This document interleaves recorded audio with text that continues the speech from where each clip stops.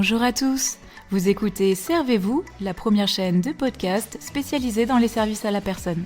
Ce podcast vous est proposé par Aladom, site de mise en relation dans le secteur des services de proximité entre particuliers et professionnels. Retrouvez-nous un mercredi sur deux pour de nouveaux épisodes liés au secteur, que ce soit des actualités, des témoignages d'entreprises ou encore des décryptages de thématiques.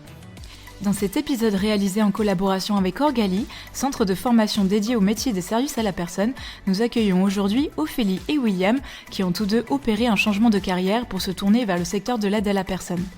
Nous allons ensemble découvrir leur parcours, leur motivation et les défis qu'ils ont rencontrés dans cette reconversion. Bonne écoute!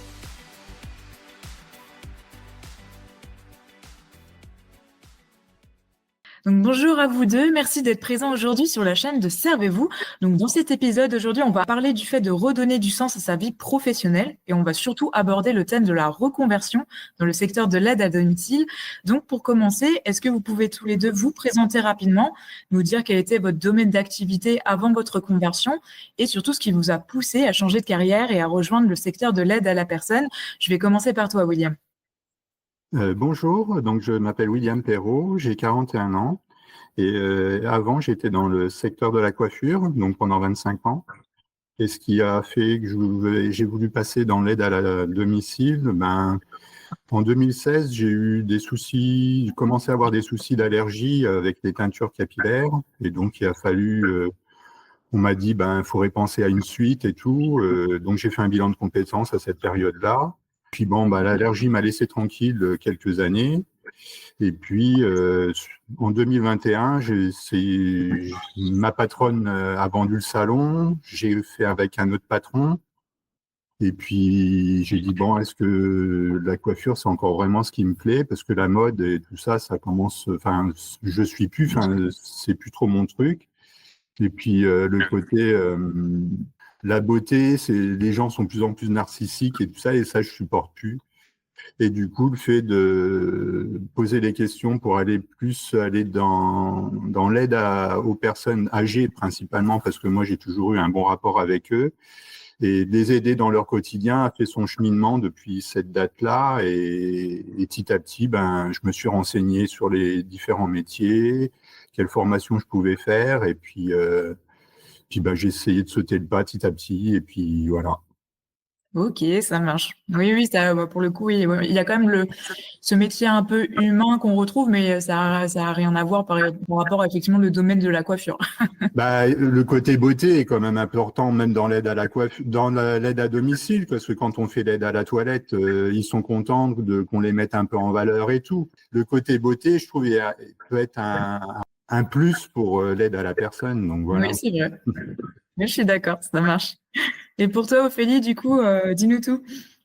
Alors moi, du coup, j'étais journaliste avant et au bout j'ai exercé le métier pendant 2-3 ans, donc ça n'a pas été si long que ça au final. Et un jour, j'ai rencontré en fait une auxiliaire de vie que j'ai interviewée. C'était une journaliste de base qui s'était infiltrée dans le métier et qui en avait écrit un livre. Et du coup, j'avais lu son livre et j'avais été un petit peu choquée du quotidien qu'elles avaient, que ce soit pour elles ou les personnes âgées. Donc j'ai vraiment eu envie ça m'a fait un peu une claque où en fait je me suis dit que j'avais envie d'avoir un métier avec encore un peu plus de sens. J'avais envie de me lever le matin et que les gens de savoir que j'ai aidé des gens. Du coup, je me suis intéressée au service d'aide à domicile et c'est là que j'ai découvert le poste de responsable de secteur pour lequel j'ai postulé. Ça marche, ok. Et du coup, oui, comme tu viens de le préciser, avant tu étais journaliste. Est-ce que à un moment donné, tu as vécu vraiment un lien entre ton métier et le sens que tu souhaitais donner à ta vie? Est-ce que vraiment tu t'es dit, mais je veux vraiment plus exercer ce métier? Et un jour, tu t'es vraiment dit, voilà, je veux aider les autres, je veux rester dans un domaine de l'aide à la personne en particulier. Ouais, alors le journalisme, ça reste un beau métier, je le critique pas, mais voilà, je trouve que dans beaucoup de cas, on n'est pas assez, on n'est pas assez lié aux personnes. En fait, je me suis dit, si demain il se passe quelque chose dans le monde, par exemple le Covid, et j'avais vraiment pris cette claque-là en me disant que j'avais envie de faire plus. En fait, je trouve, enfin, c'était bien ce que je faisais, mais j'avais envie de passer un autre cap, d'aller vers les autres. Ouais, beaucoup plus humain pour le coup. Oui, ouais, c'est ça. Ça marche. Et William, du coup, on en a un peu parlé, puisque avant tu exerçais le métier de coiffeur. Donc, tu étais dans un métier qui était quand même un peu aussi tourné vers les autres. Tu as dit qu'il y avait quand même des ressemblances dans ce métier. Qu'est-ce qui t'a vraiment motivé ce passage à un secteur encore plus centré sur l'aide et sur l'humain pour toi? Ce qui m'a motivé, c'est surtout pouvoir aider les personnes qui en ont besoin dans leur quotidien. Alors certes, la coiffure, on aide des personnes aussi moralement, parce que souvent on est entre guillemets un peu leur psy quand on dans le rapport humain. Mais là, je voulais plus. C'est vraiment les aider chez eux et dans ce qu'ils peuvent plus faire et être plus servir plus à quelque chose quoi que dans la beauté. Ouais, je Voilà. vois complètement. Et est-ce que vous Et pouvez me dire un peu comment s'est déroulée votre conversion? Est-ce que vous avez suivi des formations pour entrer dans ce domaine? William, tu peux répondre à cette question. alors, moi, avant de quitter complètement, j'ai fait appel à une conseillère en évolution professionnelle pour vraiment voir si l'aide à la personne allait me convenir. Donc, on a pour faire mûrir le projet, si vous voulez. Mhm. Et donc, avec elle, j'ai pu faire une semaine en immersion dans l'agence où je suis actuellement et où j'ai fait ma formation par la suite. Pour être sûr que avant de sauter le pas, que ça me plaise vraiment, parce que des fois on se fait un avis sur un métier, puis après on peut être déçu quand on est sur le terrain.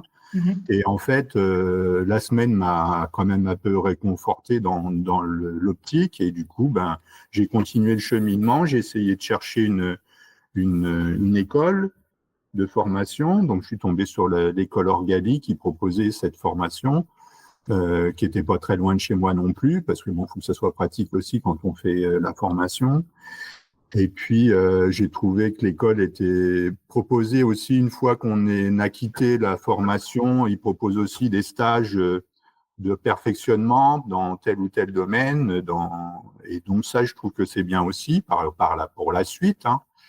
Euh, et puis j'ai demandé à l'agence où j'ai fait mon stage d'immersion s'ils cherchaient, s'ils prenaient des gens en formation. Donc, mon patron a apprécié le cheminement que je faisais et il m'a donné un peu ma chance. Et puis, et du coup, il m'a dit oui pour faire la formation. Il voulait bien me prendre pendant un an pour faire la formation d'ADVF, du coup que Ok. j'ai faite à Orgali, donc à assistance de vie de famille.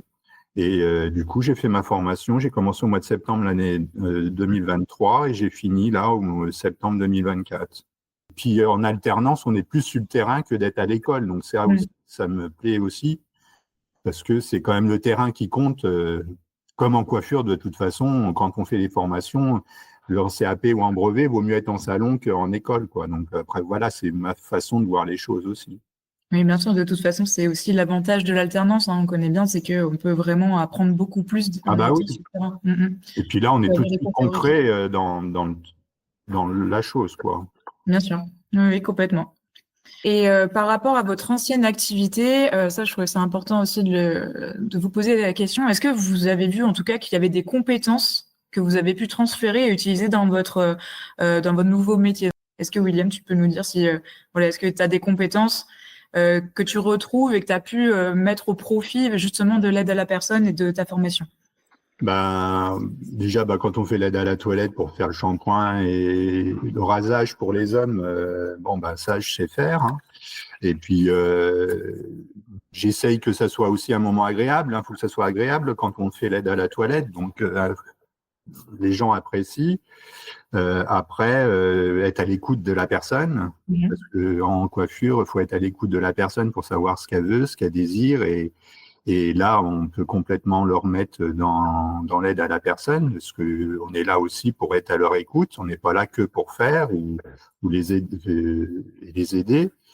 Et après, il y a le côté être là pour discuter aussi, parce que souvent c'est des gens qui sont seuls et ils cherchent aussi à savoir discuter. Alors en coiffure, on est connu pour discuter beaucoup.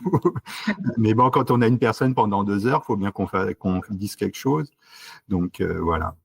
Oui, oui, complètement. Je suis d'accord avec ça. Bah, voilà, ça reste quand même un moment convivial aussi pour les personnes Ah âgées. bah oui, bah il faut. Bah oui, bien sûr. Ça marche. Et pour toi, Ophélie?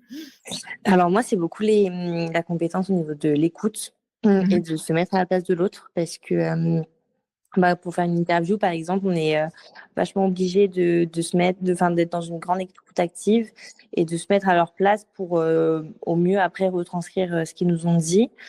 Et en tant que responsable du secteur, ça me sert tous les jours, que ce soit avec les salariés ou avec les bénéficiaires. C'est compliqué de faire sans cette écoute-là parce que sinon on pourrait pas assez s'adapter à eux, comprendre leurs besoins. Voilà, quand il y a une auxiliaire qui me dit que elle se sent pas bien, essayer de comprendre le pourquoi elle se sent pas bien, ce qui se passe exactement.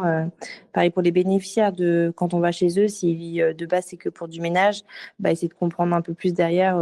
C'est du ménage, mais en fait, c'est une personne qui est seule. Donc, en fait, il y aura aussi besoin de beaucoup de parler avec eux, etc. Enfin, voilà, comprendre un peu tous les sens cachés des choses.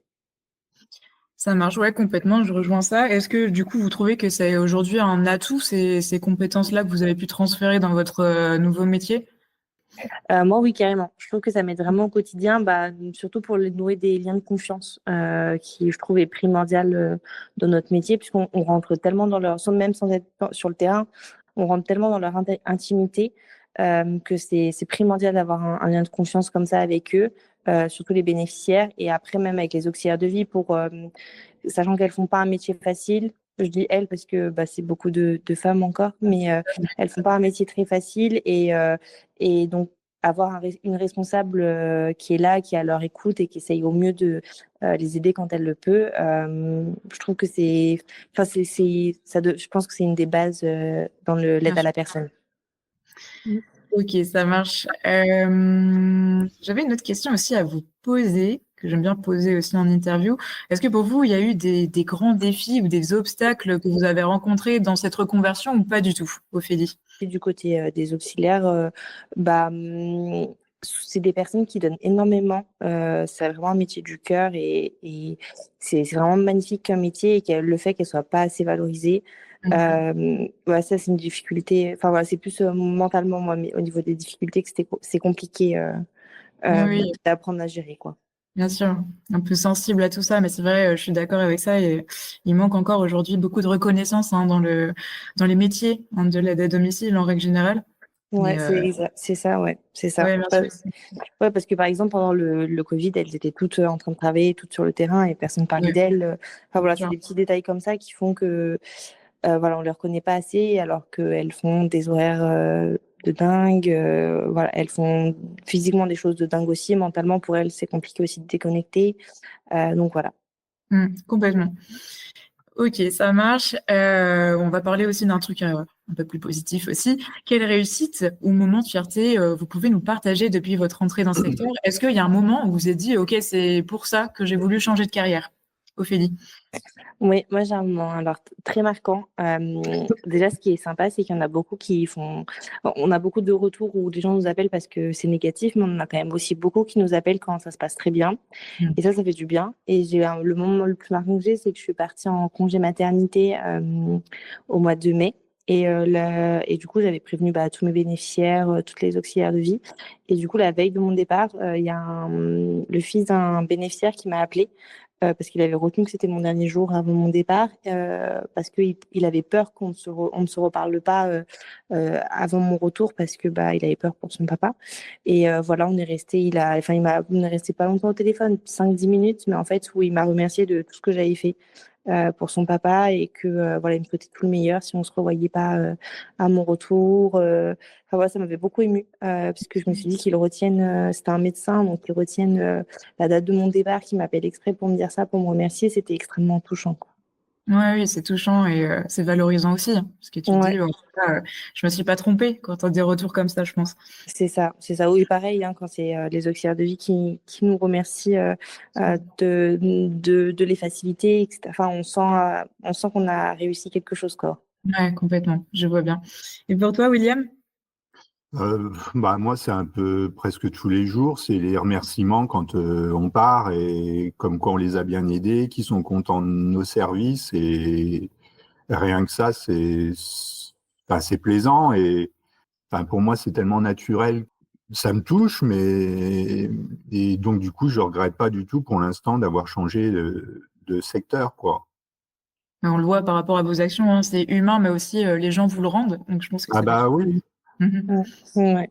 Ok, ça marche. Et dernière question pour finaliser cette interview ensemble. Comment vous voyez votre avenir professionnel dans l'aide à la personne? Est-ce que vous avez des ambitions pour les années à venir? Bah, moi, il y a la formation peut-être d'être jury par la suite, parce que j'ai déjà été dans coiffure, et peut-être être jury d'examen dans l'aide à la personne, ça pourrait être un plus. Moi, c'est d'être sur le terrain et d'être avec les gens qui me plaît. C'est un métier où souvent on nous considère que comme homme ou femme de ménage, mais on fait pas que ça. Après, il y a selon les agences, hein, il y en a qui sont spécialisés que dans les ménages, et leur passage. Mais nous, non, on est dans l'aide vraiment à la personne. On fait de tout. On fait aussi bien de l'aide à la toilette, du repassage, des courses. Enfin, c'est un métier qui est très polyvalent, et c'est ça que j'aime dans ce métier, c'est que c'est la polyvalence. On fait bien des repas, on va les aider à se promener. Enfin, on est là pour les soutenir moralement. Voilà. Enfin, c'est pas que du ménage. Bien sûr. C'est important de le rappeler, oui. Ok. Et pour toi, Ophélie? Bah moi, je pense pour le moment encore un petit peu rester en tant que responsable de secteur. J'ai l'impression de ne pas encore avoir tout vu, enfin, de ne pas être allée encore assez loin dans cette tâche-là, mais peut-être après, plus tard, d'ici quelques années, peut-être un peu plus évoluer au sein de l'agence, ouais, sur un poste peut-être de responsable d'agence ou de choses comme ça. Oui, ça marche. Mais en tout cas, je vous l'espère à tous les deux de trouver voilà, le poste, les tâches, les missions qui vous conviennent au mieux dans les années à venir. C'est top. Mm. Voilà, donc on a fait un peu le tour des questions. Bah, je vous remercie tous les deux, Ophélie et William, pour vos témoignages. Donc ça montre bien que vos parcours montrent qu'il est possible aujourd'hui de redonner du sens à sa vie professionnelle tout en contribuant au bien-être des autres. Donc j'espère que votre expérience motivera des personnes qui envisagent une reconversion et aussi à oser franchir le pas, c'est important. Et je remercie Orgali pour sa contribution à cet épisode et bien sûr à toutes les personnes qui auront écouté le podcast. Merci à tous. Voilà, c'est tout pour cet épisode. J'espère sincèrement qu'il vous a plu. Donc comme je vous l'ai dit, si vous êtes en réflexion sur votre avenir professionnel et que les métiers des services à la personne vous attirent, eh bien sachez que vous n'êtes pas seul dans cette démarche. Je sais que se reconvertir ou se former peut sembler des fois intimidant, mais aussi avec les bonnes ressources et un accompagnement adapté, tout est possible. Donc c'est justement ce que propose Orgali, un accompagnement complet pour vous aider à trouver la formation qui vous correspond et à réussir votre projet dans ce secteur porteur, mais aussi pleinement humain. Retrouvez toutes les informations sur Orgali en description de cet épisode, donc je vous mettrai le lien de leur site internet, leurs réseaux sociaux et leurs services, et n'hésitez pas à les suivre et à les contacter pour en savoir plus. Et comme d'habitude, si vous avez aimé ce format, vous pouvez également suivre le compte Instagram servez-vous-podcast pour être au courant des dernières sorties. Je vous souhaite à tous et à toutes une bonne journée ou soirée, et je vous dis à bientôt pour un prochain épisode.